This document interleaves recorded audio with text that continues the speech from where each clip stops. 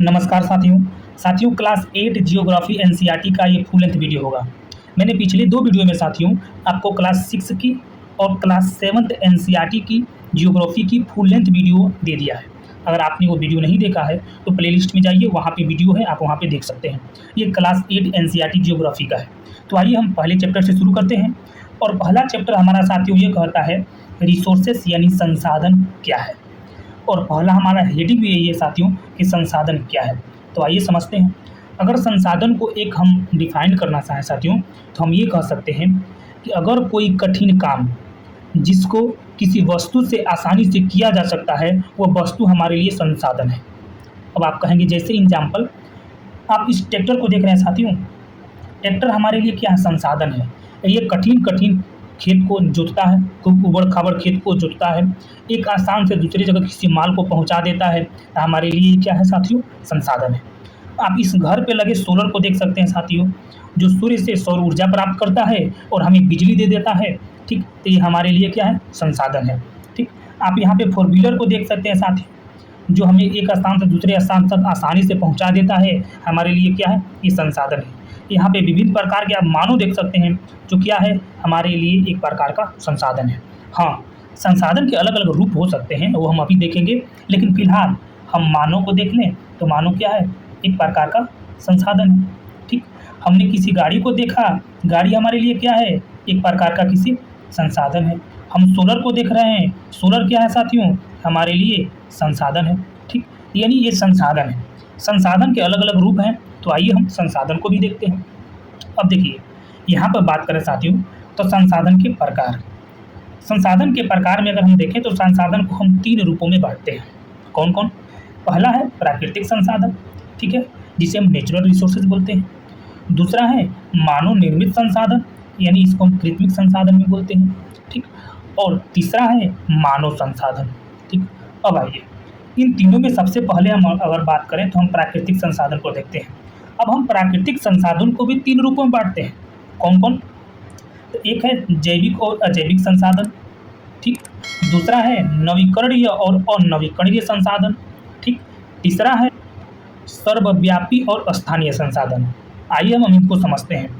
देखिए, जैविक और अजैविक संसाधन और नवीकरणीय और अनवीकरणीय संसाधन कुछ एक सेम जैसे हैं। जैसे देखिए, ये जो नवीकरणीय संसाधन है साथियों, हम नवीकरणीय संसाधन उसको कहते हैं जिसको बार-बार हम यूज़ कर सकते हैं। जैसे सोलर है साथियों, सोलर को हम बार-बार यूज़ करेंगे, वो कभी ख़त्म नहीं होगा। जैसे सूर्य का रोशनी, सूर्य की रोशनी को आप कितनाओं भी यूज़ करें, वो कभी ख़त्म नहीं होगा। इसको हम नवीकरणीय संसाधन कहेंगे, जो कि कभी ख़त्म नहीं होगा, बार-बार बन जाएगा। पानी भी कभी ख़त्म नहीं होगा। हाँ, शुद्ध पानी जो है पीने योग्य वो ख़त्म हो रहा है, लेकिन अगर आप पानी की बात करें तो महासागर में इतने पानी है कि आप यूज़ करते हार जाएँगे, लेकिन वो ख़त्म नहीं होगा। ठीक, सूर्य की रोशनी है वो कभी ख़त्म नहीं होगा, हवा है वो कभी ख़त्म नहीं होगा। तो हमारे लिए नवीकरणीय ऊर्जा आ जाएगा साथियों। ठीक, लेकिन और नवीकरणीय ऊर्जा हम उसे कहते हैं जो कुछ समय बाद ख़त्म हो जाएगा। जैसे पेट्रोल हो गया, ठीक, कोई खनिज संसाधन हो गया, वो कुछ समय बाद ख़त्म हो जाएगा, इसलिए हम उसे अनवीकरणीय संसाधन कहते हैं। इसलिए आप देख रहे हैं कि पेट्रोल की इतनी महामारी होती है, इसलिए आप देखेंगे ई व्हीकल आ रहे हैं, जो बिजली से गाड़ियाँ चल रही हैं, इसलिए वो नवीकरणीय संसाधन है। लेकिन पेट्रोल जो है वो अनवीकरणीय संसाधन है। ठीक, उसके बाद से हम देखते हैं एक सर्वव्यापी संसाधन होता है और एक स्थानीय संसाधन होता है। सर्वव्यापी संसाधन का मतलब वो होता है साथियों जो सभी जगह आराम से मिल जाए। ठीक, और स्थानीय संसाधन का मतलब वो होता है जो किसी एक स्थान विशेष पर मिले। जैसे खनिज आप देखेंगे तो उत्तर जो हमारा मैदान है, जो जलोढ़ पर मैदान है, इसमें खनिज की मात्रा बहुत कम है, क्योंकि ये मैदान जो है ये हिमालय से पर्वत जो है वहाँ से नदियाँ कटाव करके लेकर आई हैं, चट्टानों को और ले आकर यहाँ पे भरी हैं, जिससे ये विशाल मैदान का निर्माण हुआ है। इसलिए यहाँ पे खनिज संसाधन देखेंगे पेट्रोलियम नहीं मिलता है। लेकिन आप दक्षिण भारत में जाएंगे तो यहाँ पे आग्नेय चट्टान से जो भूमि है वो बना है। ठीक है, बेसाल्टिक चट्टान से सब बने हैं, इसलिए आप देखेंगे यहाँ विभिन्न प्रकार के खनिज पाए जाते हैं, पेट्रोलियम पाए जाते हैं। तो ये स्थानीय संसाधन हो गए जो एक स्थान विशेष पर मिल रहे हैं और सर्वव्यापी सभी जगह मिलते हैं। जैसे कि पवन मतलब वायु हो गया, ये सभी जगह आप देखेंगे मिलेगा। ठीक, सूर्य की प्रकाश को भी देखें साथियों तो कर्क रेखा भारत के बीच बीच से होकर गुजरती है। आप यहाँ पे देखिए कर्क रेखा भारत के बीच बीच से होकर गुजरती है। अगर हम भारत के दक्षिणी भारत में जाएँ, इसको उष्णकटिबंधीय बोलते हैं, और उत्तरी भारत में अगर आएँ तो इसे हम उपोष्णकटिबंधीय बोलते हैं। कर्क रेखा के उत्तर में उपोष्णकटिबंधीय और कर्क रेखा के नीचे में उष्णकटिबंधीय बोला जाता है। जिसमें आप देखेंगे कि उष्णकटिबंधीय यानी दक्षिण भारत में देखेंगे तो 12 घंटे सूर्य की प्रकाश मिलती है, लेकिन अगर आप यही उत्तरी भारत में आ जाएँगे तो ठंडी के दिनों में 12 घंटे सूर्य की प्रकाश नहीं मिल पाती है। तो यहाँ पे भी देखेंगे कि ये नवीकरणीय ऊर्जा में आता है, क्योंकि सूर्य की प्रकाश कभी खत्म नहीं होगी। ठीक, हाँ, कहीं-कहीं मिलती है, कहीं-कहीं नहीं मिलती है, इसके अपने जियोग्राफिकल फैक्टर्स हैं। ठीक, अब उसके बाद से अगर देखें तो यहाँ पे ये सर्वव्यापी हो जाएगा, वायु हम मतलब हो गया, ठीक, सूर्य का प्रकाश जो हो गया, ठीक, लेकिन स्थानीय में जैसे मैंने आपको बताया कि खनिज-वनिज हो गया। अब मानव निर्मित संसाधन की बात करें साथियों, तो मानव निर्मित संसाधन में जैसे अभी हमने आपको बताया है कि मानव निर्मित संसाधन में आप देख सकते हैं क्या हो जाएगा, कोई कार हो जाएगा मानव निर्मित संसाधन, कार किसने बनाया? मानव ने बनाया। घर हो जाएगा, ठीक, घर किसने बनाया? मानव ने बनाया, ठीक, तो कार हो गया, घर हो गया। अगर कोई आप ले सकते हैं, जैसे मान लीजिए कोई टेबल हो गया, ठीक, टेबल हो गया, चेयर हो गया, ठीक, चेयर हो गया, और विभिन्न प्रकार की चीज़ जिसको मानव ने बनाया है उसको हम मानव संसाधन कहते हैं। जिस प्रकार आप इस फ़ोन में या टैबलेट में या लैपटॉप में पढ़ाई कर रहे हैं, इसको भी मानव ने बनाया तो ये मानव संसाधन हो गया। आपका मोबाइल मानव संसाधन, ईयरबड मानव संसाधन, ठीक, आप जिस चेयर टेबल पर बैठे हैं वो भी मानव संसाधन, तो ये मानव संसाधन में आएगा।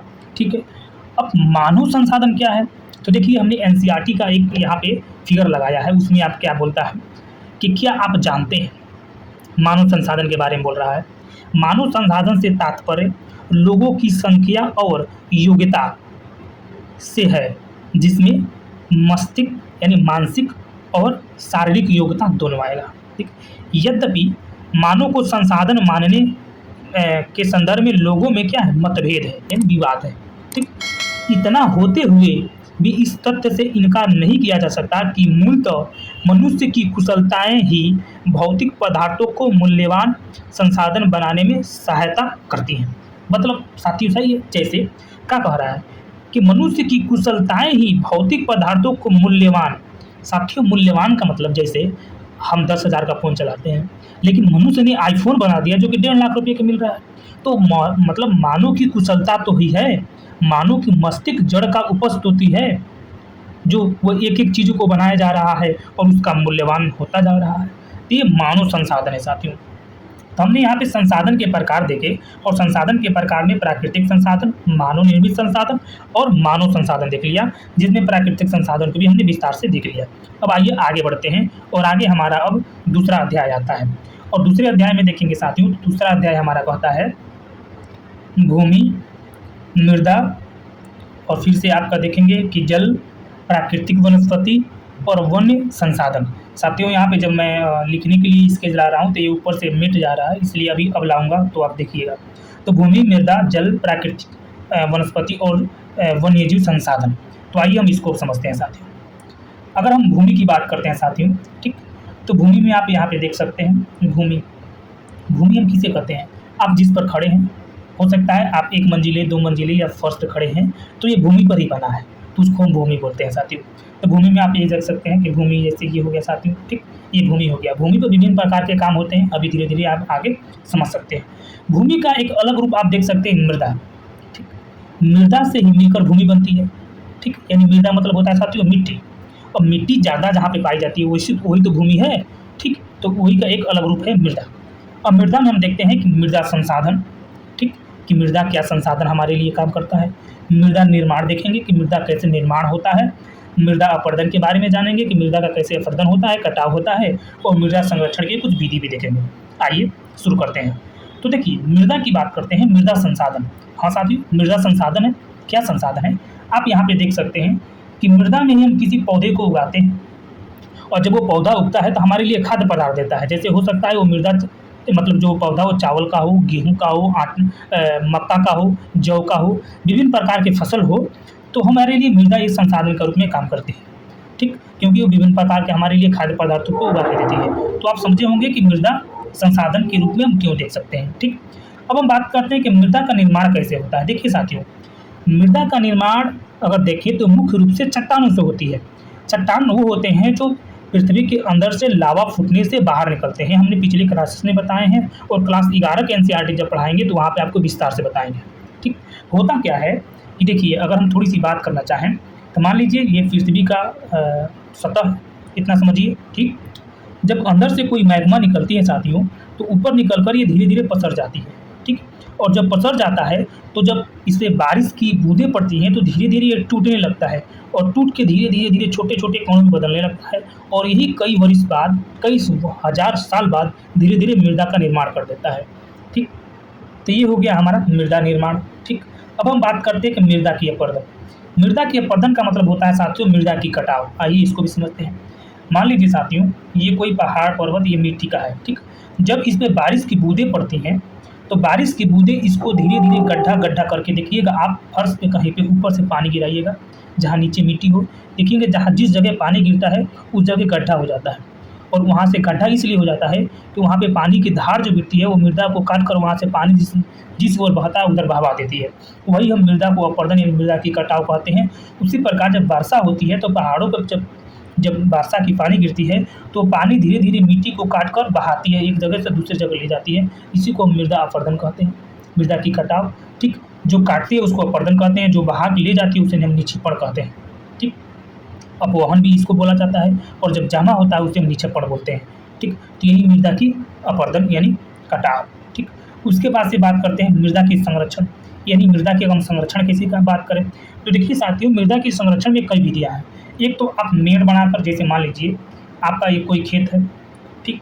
हो सकता है ये खेत पहाड़ों पे है, तो आप ऐसे मेड़ बनाकर कर सकते हैं। जेकर इनके पहाड़ों पर मेड़ के द्वारा ही खेती किया जाता है।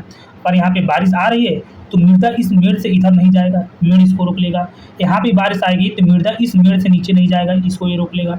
तो मेड़ बनाकर आप कर सकते हैं। फसल चक्र उगा सकते हैं। फसल चक्र का मतलब ये होता है साथियों कि मान लीजिए इस खेत में कोई फसल इस बार बो दिए, फिर अगले साल कुछ और फसल बो दीजिए, फिर उसके अगले साल कुछ और फसल बो दीजिए, यानी फसल चक्र का उपयोग कीजिए। इससे आपका मृदा बना रहेगा, ठीक? तो ये मृदा का संरक्षण करने के कुछ उपाय होते हैं। अब आइए हम जल की बात करते हैं साथियों, ठीक? तो जल संसाधन को फिर वही वही रूप देखते हैं कि जल संसाधन किस प्रकार हमारा है, जल की उपलब्धता क्या है और जल के अपरदन की थोड़ी सी देख लेंगे। तो जल के अपरदन क्या होता है, जल की बहाव होता है और जल का संरक्षण के बारे में फिर देखते हैं।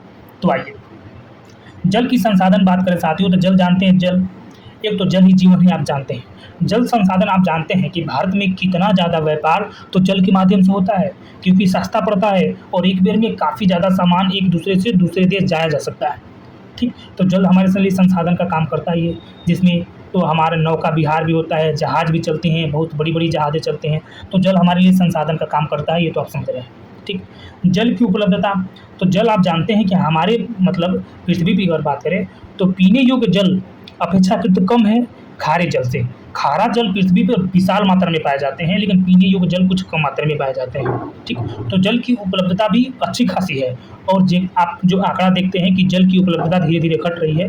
हाँ, कुछ जगहों पर जल की उपलब्धता धीरे-धीरे घट रही है, कुछ जगहों पर इतनी घट चुकी है कि पीने को लाले आ रहे हैं और कुछ जगह पे अभी जल की मात्रा बहुत अच्छी है और काफ़ी सराहनीय है। तो ये जल की उपलब्धता हो गई, ठीक? आप जो महासागर में जल देखते हैं वो खारा जल होता है, वो पीने योग्य जल नहीं होता है। आप जो भूमि से जल निकालते हैं वो पीने योग्य जल होता है, ठीक? जल की अपरदन की बात करें तो जल की अपरदन नहीं होता, जल की बहाव होता है। आप देखेंगे जल, जैसे मान लीजिए कोई तालाब-उलाब है, अगर तालाब में जैसे नहर है, तो नहर पे देख लेंगे कि मान लीजिए नहर का मेड़ है, जल जिसके बीच में जल बहता हुआ जा रहा है। कभी-कभी नहर का मेड़ टूट जाता है तो जल की बहाव हो जाती है। कभी-कभी आप बाहर बड़े-बड़े विशाल देख रहे होंगे, जो जलाशय होते हैं, झील होते हैं, वो टूट जाते हैं भूकंप आने से, तो जल के नीचे के जो इलाके होते हैं भूकंप से या फिर बाढ़ से दह जाते हैं। जैसे आप असम में देख रहे होंगे अभी कितना खतरनाक वहाँ का रूप देखने को मिल रहा था, ठीक? उसके बाद से जल संरक्षण की बात करें तो जल संरक्षण में हम कई विधियाँ अपना सकते हैं साथियों। देखिए, वर्षा होती है तो वर्षा पे देखेंगे कि छत से हमारे जो जल गिरते हैं वो गिर के पसर जाते हैं, कहीं चले जाते हैं। अगर हम घर के आस-पास कहीं एक घर के पीछे ही एक गड्ढा खोद दें, तो वर्षा का जल उसमें आकर गिरेगा और वर्षा का जल जब गड्ढे में जाएगा तो वो सोख कर नीचे जाएगा, तो इससे हमारा भौम जल का वृद्धि होगी, तो हमारे लिए फ़ायदेमंद हो जाएगा, ठीक? अगर हम उस गड्ढे में उस जो गड्ढे में जल है, तो उस जल को फिर अपने खेत की सिंचाई के लिए भी कर सकते हैं, जिससे जल का संसाधन होगा। फिर से देखेंगे कि हमारा जो सिंचाई प्रणाली है, सिंचाई प्रणाली क्या करते हैं, हम ले गए पंप सेट, खेत में बांध दिए, पानी चला दिए, पानी धीरे से पाइप लगा दिए और पूरा खेत धीरे-धीरे पट रहा है। ऐसा भी नहीं होना चाहिए। अगर हम जल को संरक्षित करना चाहते हैं, तो हमें फुहारा सिंचाई मतलब फुहारा या फिर बूंद टपकिंग सिंचाई का उपयोग करना चाहिए। जिससे जल की मतलब मांग होती है वो कम होती है और सिंचाई भी पूर्ण रूप से आसानी से हो जाता है। तो ये तो रहा जल की आपकी संरक्षण की बात साथियों। अब हम बात करते हैं वनस्पति और वन्यजीव। देखिए साथियों, वनस्पति और वन्यजीव की अगर हम बात करते हैं तो इसमें हम देखेंगे कि जो हमारा मतलब इन्वायरमेंट है, पर्यावरण है या वनस्पति या वन्यजीव है, इसमें देखेंगे पर्यावरण में विभिन्न प्रकार की जीव जंतुएं मिलते हैं। ठीक, विभिन्न प्रकार के पेड़ पौधे मिलते हैं। ठीक, मतलब एक यूनिक लुक देखने को मिलता है। जैसे आप इस इमेज में देख रहे होंगे कि कैसे एक पानी थोड़ा सा बहते हुए आ रहा है, इस बगल देखेंगे पानी का लोमड़ी है, इस बगल हिरण है, कितने सुंदर सुंदर फूल हैं, यहाँ पे चिड़िया हैं, पेड़ पौधे हैं। ठीक, तो वनस्पति ये होता है, यानी ये आप देखेंगे तो आप एक यूनिक इन्वायरमेंट है जिसको देखकर किसी का भी मन हो जाता है। और इस इन्वायरमेंट में आप विभिन्न प्रकार की जीव जंतुओं को देखेंगे। ठीक, तो विभिन्न प्रकार के जीव जंतुएं जो हैं वो हमारे लिए संसाधन का काम करते हैं।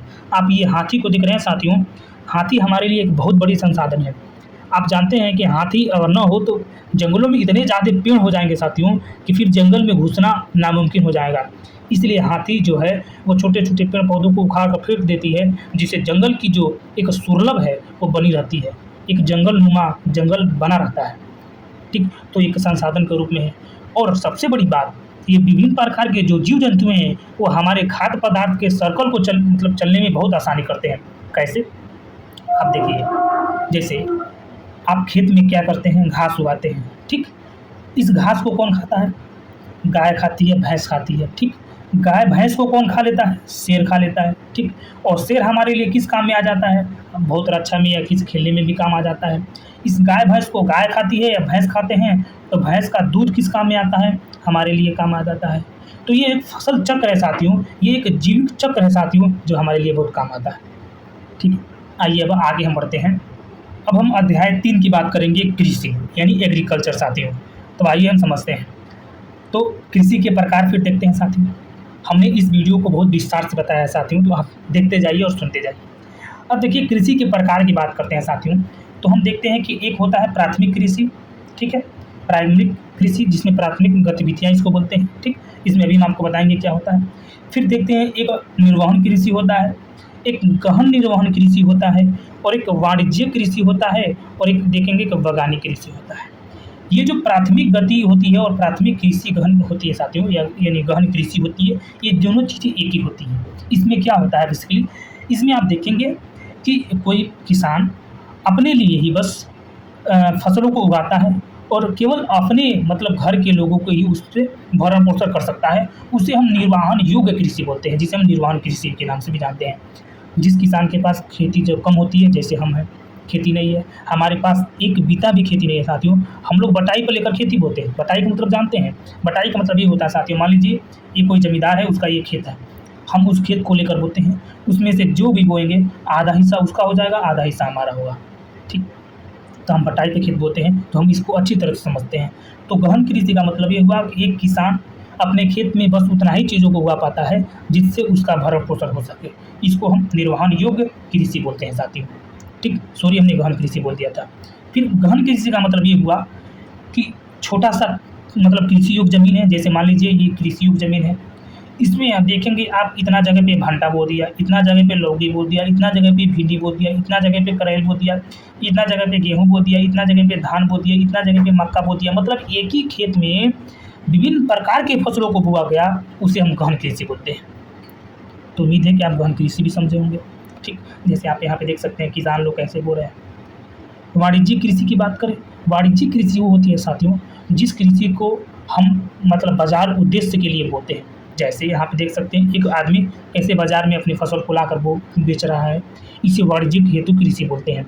जैसे मान लीजिए आपने गेहूँ बोआ, ठीक, गेहूँ की पैदावार ज़्यादा हो गई तो आप उसको ले आकर बाज़ार में बेच सकते हैं।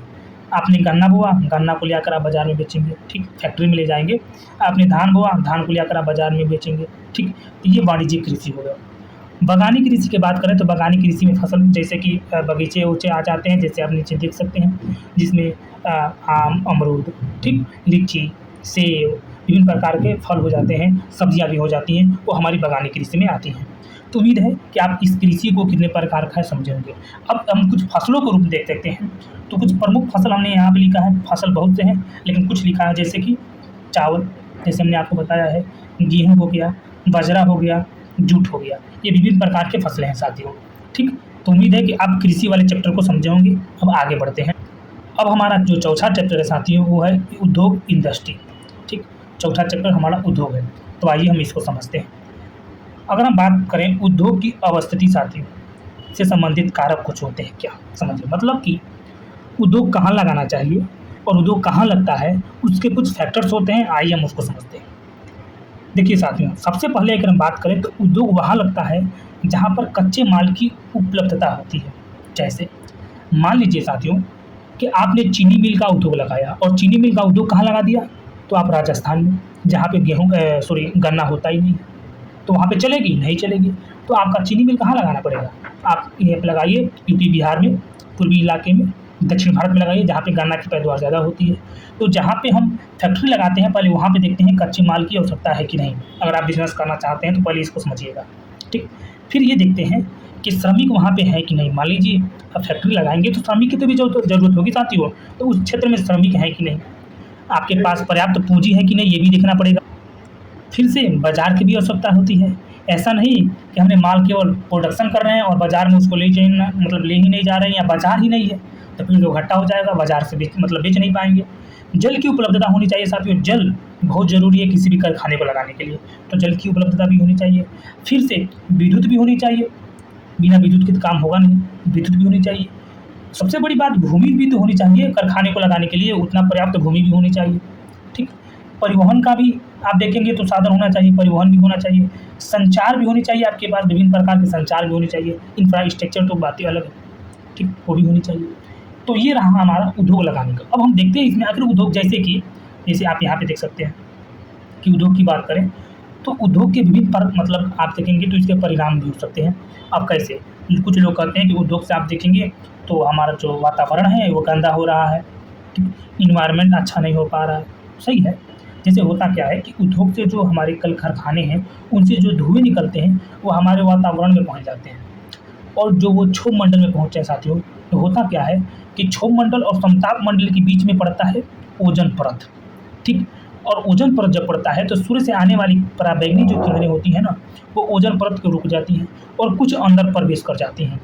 तो रात में होता क्या है कि जब पृथ्वी से जो ये पराबैंगनी किरणें परिवर्तित होती हैं, वापस लौटती हैं, उसको ये जो ओजोन परत होता है इसको रोक लेता है।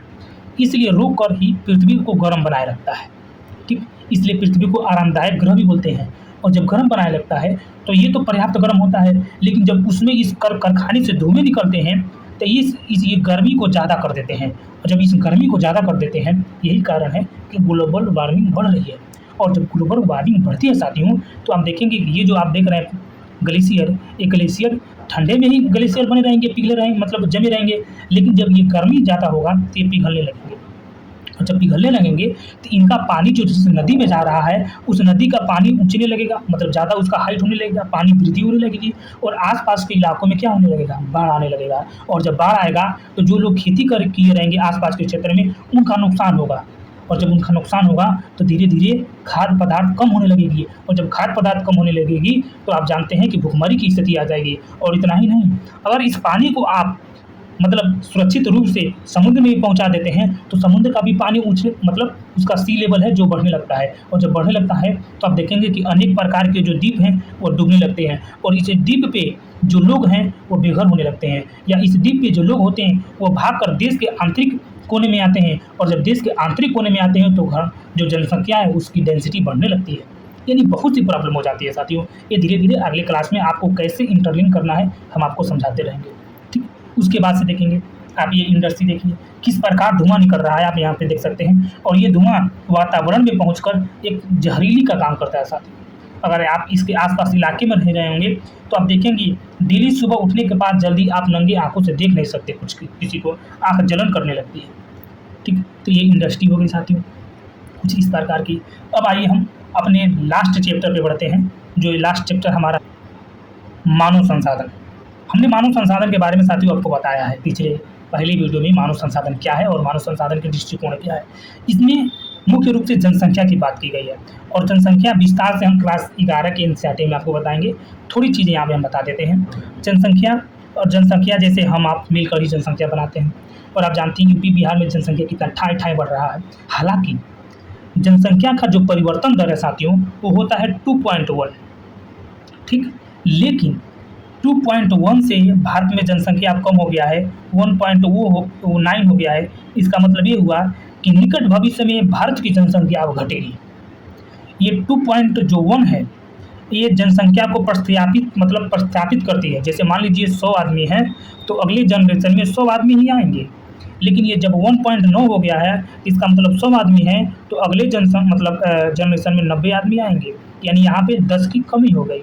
तो ये जनसंख्या को घटने का डिनोट कर रहा है, जो कि भारत की आंकड़ा बता रही है, ठीक। फिलहाल जनसंख्या की परिवर्तन की बात करें तो जनसंख्या परिवर्तन कैसे होते हैं, जैसे जन्म धनाधम अगर जन्म होने लगे, जैसे यूपी बिहार में होती है, तो जनसंख्या बढ़ने लगेगी, ठीक। अगर मृत्यु होने लगे, मृत्यु कई कारणों से, जैसे कोई आपदा आ जाए या कोई बीमारी जैसे कोविड-19 था, भूकंप आ जाए, बाढ़ आ जाए, ठीक, या नेचुरल मृत्यु ज़्यादा होने लगे, तो इससे जनसंख्या कम होने लगेगी।